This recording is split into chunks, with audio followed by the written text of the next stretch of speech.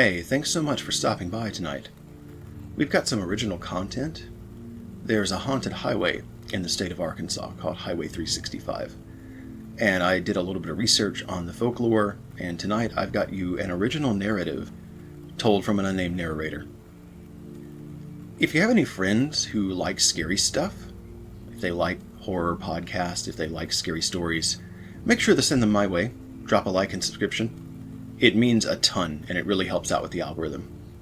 Anyway, enjoy the ride. I'll catch you in the outro. So I had an encounter with a haunted highway in the state of Arkansas.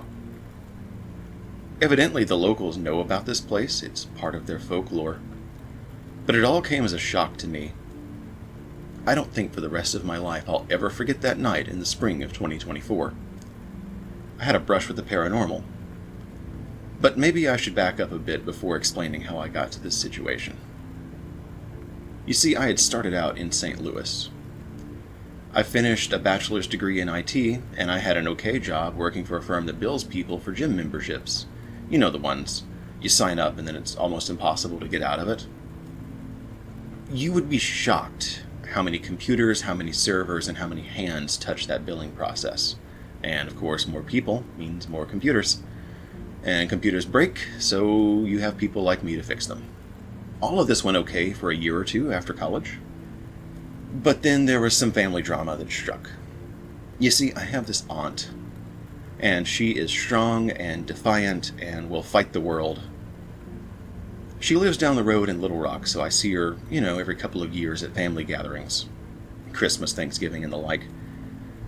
She had 2 kids of her own, but her son had left the country. He moved to Saudi Arabia, and he started doing a bunch of welding. And good on him, there's plenty of things to weld over there. And her daughter had managed to move all the way from Arkansas to Canada to work for some big marketing firm up there. Her husband had passed away from heart disease about a year prior, and during all of that empty nest with this big 2-story house she had, she discovered that she had cancer. Cancer and the treatment sucked. She was lethargic and she had no stamina, and for someone who is that defiant and ready to fight the world, that was just the worst possible thing that could happen to her. She had this pretty blonde hair, and all of a sudden it went to gray, and then it went to falling out with the treatments. So she's trying to do the upkeep on this big 2-story house. She's got a couple of pets to manage, dishes to wash, laundry to do, house chores. But also she's incredibly lethargic, so she has to sit down and rest after doing one thing. And at some point she called my mom. She's mom's sister. And she's like, hey, is there any way you can help me? And mom called me. And I said, you know what? This is the kind of person I am. I'm going to go help her out. And I think maybe this willingness to help people out when they're in trouble is what set me up for the paranormal. So I did some digging. And the local news stations are a good place to look if you're looking for a job. In the Little Rock area, there's a station called KARK. It's Channel 4. They broadcast news and weather and local programming. They have a jobs section on their website. And after rummaging through this website, I found out that the federal courthouse, the U.S. District Court, they needed computer technicians. They were short-handed. Their IT department normally ran with 6 people, and they were down to 4, and they were looking for help. So I put together my resume, I put together my statement of purpose, shot them an email, and about a day later, I ended up on a Zoom call with them. Well, great, fantastic. These people were polite. It could be any office in America. You really couldn't tell it was a courthouse. And they seemed really interested in my work experience because working for the billing firm, there was Perl code, and working for the feds, there was Perl code that needed to be translated into Java, and coincidentally, I had read a Perl book in college. I became the guy. This was a we'll get back to you, and then about an hour later my phone started blowing up and I had a job offer. Great. So packed my things, moved 6 hours down the highway to Little Rock, 2 weeks notice with my old job. We're here, we're ready to rock and roll. After I squared up a new apartment, I ended up in West Markham in West Little Rock. And it wasn't such a bad place. I was just a couple of blocks from my aunt. This meant that I could work a day job, come back home, check in with her, 5:30, take care of whatever she needed around the house, be back at my place by 7:30, 8 o'clock. She didn't need a ton of help, but, it was the little things. And the little things add up. They become big things. Working for the feds was sometimes very, very chill, and sometimes it was very, very frantic. It depended on what broke, what software update dropped, how much court was going on at the time, how many people got in trouble, how many people had civil cases against them, that sort of thing. Sometimes you would only have 1 or 2 courtrooms going, and sometimes you would have all 8 firing at once. The feds, of course, didn't really like overtime because they ran off of taxpayer money. So at 5 o'clock, you packed up and went home. That was great. You would have the aunt, and maybe I would carry some trash bags out, and she would be gasping for air, and she would just be mad at her treatment. And, a couple of times a month, I would drive her to the local hospital, which was 2-3 blocks away. It wasn't very far at all. And she had to sit around and take an infusion. And your chemotherapy infusion, if you don't know, you basically hang out in a recliner, they stick an IV in your arm, and they have to slow trickle it, and it's, a 3-hour process. It's an ordeal. So having someone to drive her back home after that was super, super useful. And that's what I was doing, trying to make myself useful. Eventually I got settled in, and my coworkers, they were sort of cool. Some of them, one, he had like a background in physical wires and telecommunication. He handled all the phone systems on site, and as you might imagine, in a courthouse with a bunch of judges' chambers, there's a ton of phones. One of my coworkers, he had this big degree in multimedia, and he made sure that every court case was video recorded and broadcast within the courthouse, and there were duplicates of the video files sent to all the attorneys of the parties. And then, of course, a couple of them had backgrounds in a mix of IT and management, so they kept all the service contracts going. Your Dell, your Microsoft, your Adobe. People like that. Basically, my job was to hack out a little bit of code and to answer the phone every time that it rang. The feds were trying to port an old system that was written in Perl some 20 years ago to a more modern Java system. So, as you might imagine, that was kind of an ordeal. You do 100 lines of code, and then ring, ring, there's something wrong with my printer. Sometimes you're swapping out computer parts. Sometimes you're swapping out a whole computer. There was a depot of spare parts in the back of the IT office. I had this one coworker who was kind of like me, but who had been there for a few years. And, basically I was his relief. He had been handling everything before I came along, and now there were 2 of us, so we could split it up. And he lived in Hot Springs, Arkansas, which is just down the road from Little Rock. And, it's a heck of a commute every day that he drove an hour, but he had a neighbor who also worked in the downtown Little Rock area, so they would carpool. They would take turns. And after a few months in this new life, James, he invited me down to Hot Springs one Friday night in the spring of 2024. Checked in with the aunt, she's doing okay. There's a big casino down in Hot Springs, and I really needed to blow off some steam because I've been at this for 3 months now. And the casino, its name is Oaklawn Park. It started as a horse racing track, some kind of precursor to the Kentucky Derby, but over the years it evolved into a full-fledged gambling establishment. They've got it all. The hotels, the bars, the restaurants, maybe 1,000 slot machines, and then a couple of pits of table games. It's like a little miniature Las Vegas. Your roulette, your blackjack, poker, craps, and whatever.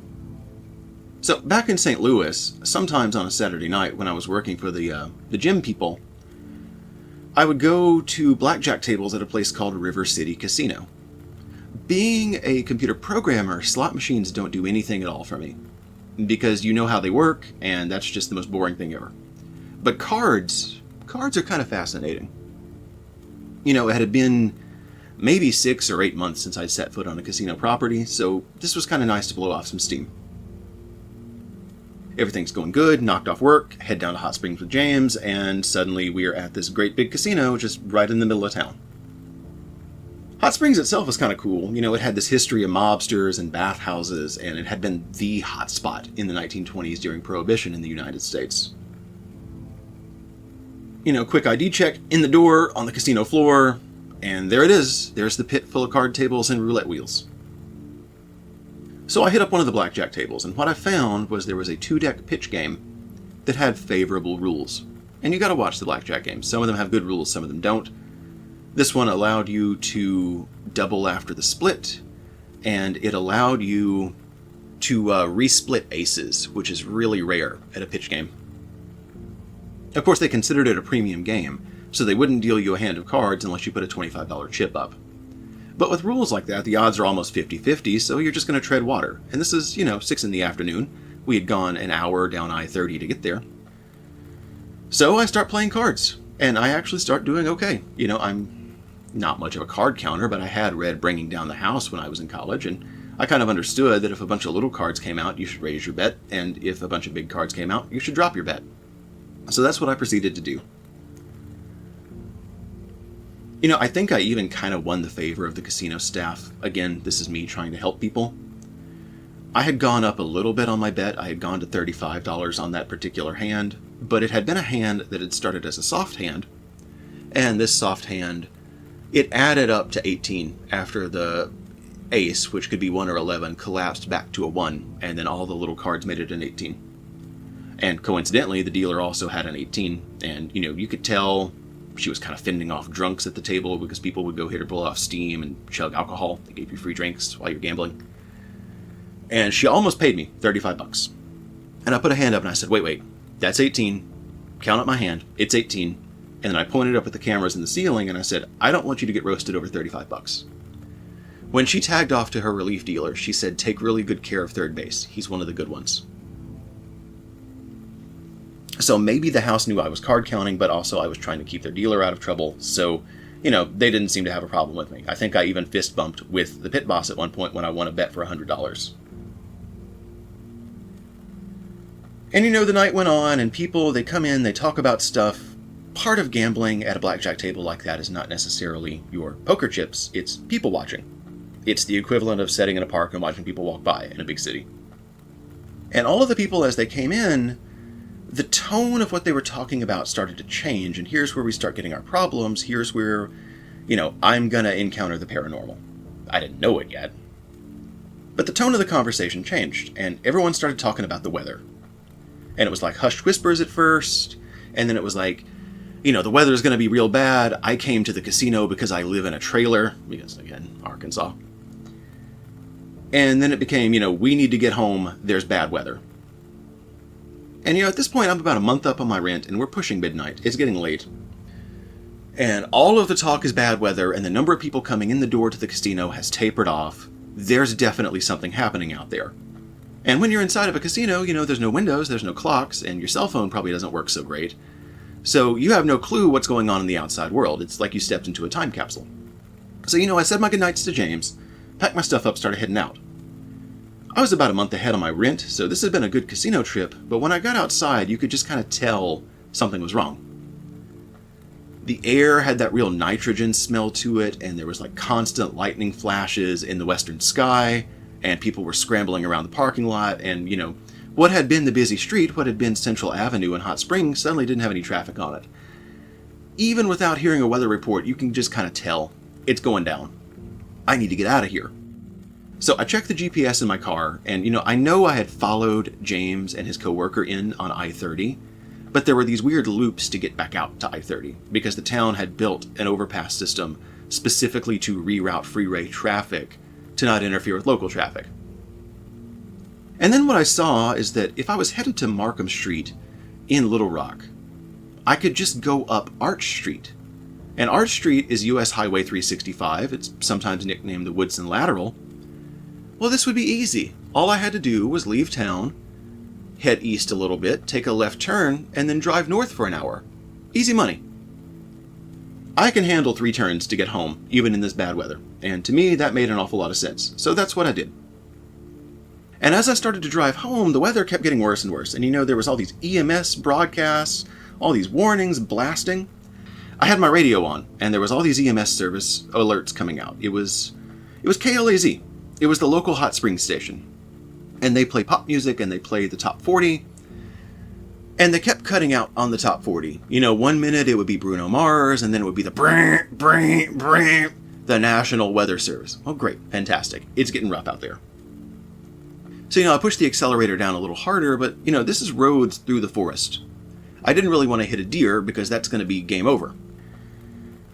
And as I'm driving through the woods on Highway 365, there's several segments of it where the trees just sort of wrap around the car. They wrap around the road. They're on all sides of you. It's like you're driving through a big green tunnel.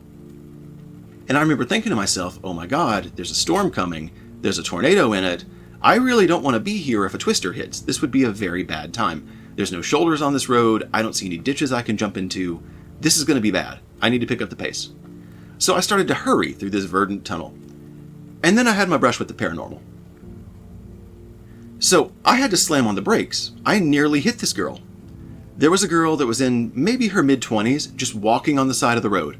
And there was no shoulder on this road in this segment of Highway 365.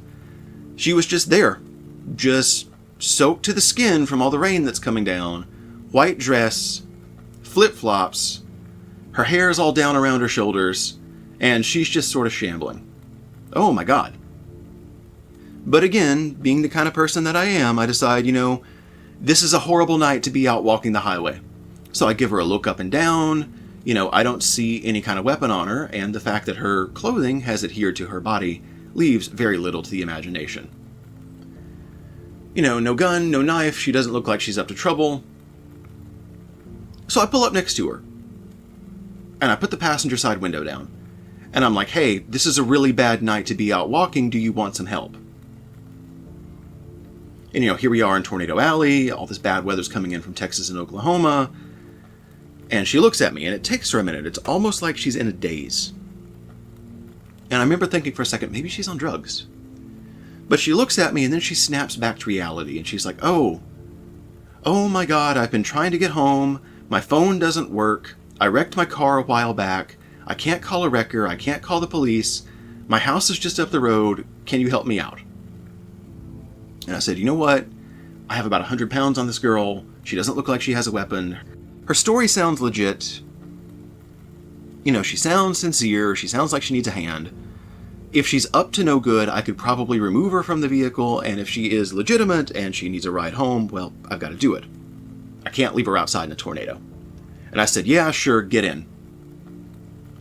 This wasn't much of a pullover, by the way. I was just kind of sitting on the edge of the road and watching the rearview mirror to make sure I didn't get rear-ended by anybody else trying to get home tonight. So she hops in the car, and, the storm, it's getting real bad out there. And the reason I know the storm is getting real bad out there, all of a sudden the radio just kind of butt-up, and it cuts to static. And then it goes silent. There is no radio signal once she's in the car. So we start driving north, because it's along the way for me anyway. And as we're driving north, she's giving me directions, and she's talking about how she drove like a Pontiac Grand Am, and she's totaled it, and her dad is going to kill her, but she needs to get home. Okay, well, let's get you home to your dad, and he probably has a landline, and he can call a tow truck, and we'll get this all sorted out. It's a horrible night to wreck your car. So as, we're driving north, there's all these directions, and most of it is just stay straight. And eventually we get to the point that we can make this little short right-hand turn off of Highway 365. So we make this turn, and the road just goes straight into the woods. If we were in the forest before, we are really, really in the forest now. So we go out in the woods, and it's about a mile, maybe a mile and a half down this road, and there's a couple of houses, a couple of mailboxes, definitely a residential area. And then from this right turn, she has me take a left onto a gravel road, where you can tell just kind of state maintenance has ended. If you live on this gravel road, you're on your own, and it kind of goes up a hill. So I go up the hill, and at the top of the hill, there's like a farmhouse. And it's like the only house at the top of the hill. It turns out this road is more like an oversized giant driveway than it is like a state paved road. And at this one farmhouse, there's one light on, and there's a barn out back, and there's a porch light, and it kind of has an awning over the porch. By porch, I mean the house had a concrete foundation that was larger than the house, and it had like exposed timbers, and then the roof slanted over this foundation over the front door. And she's like, this is my parents' house. Could you check and make sure that my dad is up? And I thought it was a little weird that she was asking me to go check. I mean, this is supposed to be her place. But, I don't want to say no. I've already come this far. She needs some help. Still, I'm not going to let my guard down and let this chick swipe my car. So I put my keys in my pocket, and I'm like, yeah, sure, I'll be back in a minute. So I get out of the car, and I head up to the front door, and I'm thinking, this is weird. It's 1 o'clock in the morning in the middle of a tornado, and I'm knocking on these people's door. This is how you end up on the news. But okay, and I knock on the door. And it takes a minute, right? Because it's 1 a.m. So as I, sit here and I think about this, I look back at the girl, and she's in the passenger seat, And I knock on the door again, and eventually I hear footsteps inside the house. And the door opens up, and this guy comes to the front door. And he's an old guy. If this is supposed to be her dad, he's about 20 years too old for that. He looks like he's about 60 or 65 and retired. And the dude is built like the anthropomorphization of an alligator. Like he has a chest like a barrel, he is 6'6", he might be 300 pounds. He's wearing a set of overalls, and he looks kind of tired. I've definitely woke this dude up, and I'm thinking, oh my god, this guy is going to beat the crap out of me. You know, he looks like trouble. He looks like a bouncer. He looks like a train conductor. He looks like the kind of guy you don't want to pick a fight with. And he's like, can I help you? And it takes me a second to find my words. And I say, yes, sir, I'm sorry for waking you up. You know, I know it's late. I know there's bad weather.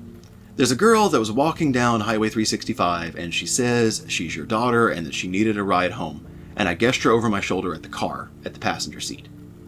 And all of a sudden, this big mountain of a man who, you know, he had hard features, he looked like, you know, let's get into a bar fight. All of a sudden, this expression just melts. There's this deep sadness in this dude. There's this look of understanding. It's like his eyes get a little bit wet. He's trying to fight back tears.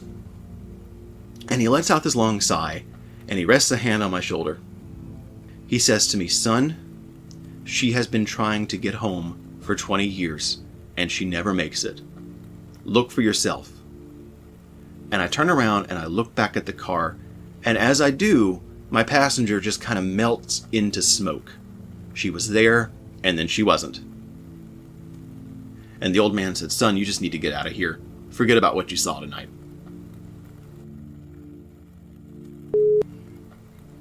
Well, I don't think our narrator is going to be picking up any more hitchhikers anytime soon. Thanks so much for sticking it out with me. Make sure to like and subscribe, tell your friends. You can kind of tell that I am calibrating on this channel. Some of the stories are longer, some are shorter. There's got to be that right length that just really sticks out. If there's a particular length of story, if you're, you know, more fond of this one, that's like a 20-minute read versus the 60 minutes of 1999, tell me down in the comments down below. Anyway, have a great night.